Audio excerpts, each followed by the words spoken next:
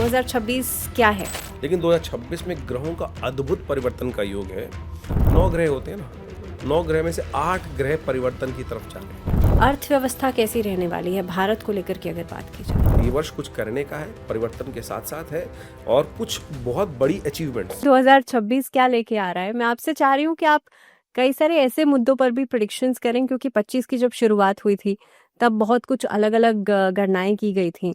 शनि के ट्रांजिट्स को लेकर के, जुपिटर के ट्रांजिट्स को लेकर के कई सारे वीडियोस में लोगों ने देखा कि बृहस्पति बड़े अत्याचारी हो गए हैं इस साल। ऐसे में सबसे पहले 26 को समझ लेते हैं। 2026 क्या है? देखिए, न्यूमरोलॉजी के हिसाब से बात करनी पड़ेगी क्योंकि 2026 का नंबर जो होता है अंग्रेजी कैलेंडर के अनुसार से है।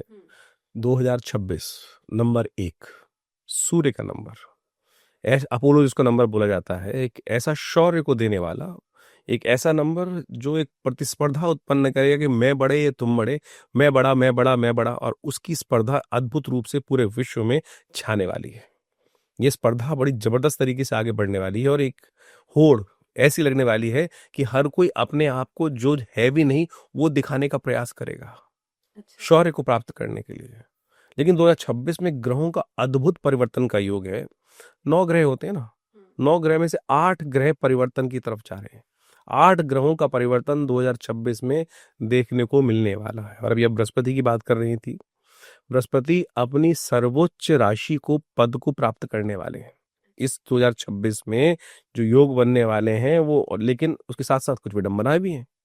और ऐसे में वर्ष के आरंभ से लेकर वर्ष के मध्य तक जो हमारे शौर्य का जो मालिक है, जो हमारे साहस का मालिक है मंगल, वो सूर्य के बिल्कुल सन्निकट चलते हुए अस्त चलने वाले हैं। ये कई वर्षों बाद हो रहा है कि मंगल 6 महीने तक अस्त चलेंगे।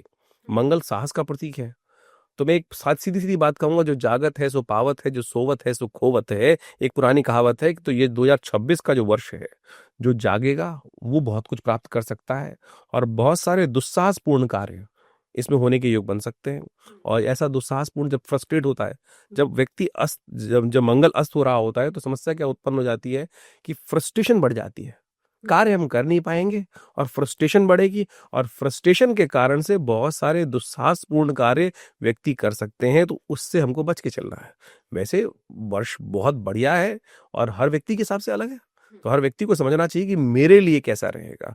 लेकिन जो हवाएं बह रही हैं वो इस प्रकार से दिखाती हैं कि ये वर्ष जो झंडा लेकर उठकर चलेगा, उत्तिष्ठ जागृत प्राप्त वरान निबोधिता, शास्त्र में कहा गया है ना। एक बड़ा सुंदर श्लोक नीति वाक्य में बचपन में हम पढ़ते थे, उद्यमे नहीं सिद्धंती कार्याणि न मनोरथी नहीं सुप्त से सिंहस्य प्रविशंति मुखी मृगा। उठोगे जागोगे, जो जाग के काम करेगा वो तो बहुत कुछ प्राप्त कर लेगा। लेकिन यदि शेर सोचे सोते हुए कि मैं मुंह खोलूं और मुख में अपने आप हिरन आकर बैठ जाए, तो ये तो असंभव है। तो यही इस वर्ष को दिखाता है कि चलो जागो और बिल्कुल झंडा लेके चलने का प्रयास करो। सूर्य भगवान आपकी कृपा, अपनी कृपा से आपके भाग्य को जगा सकते हैं।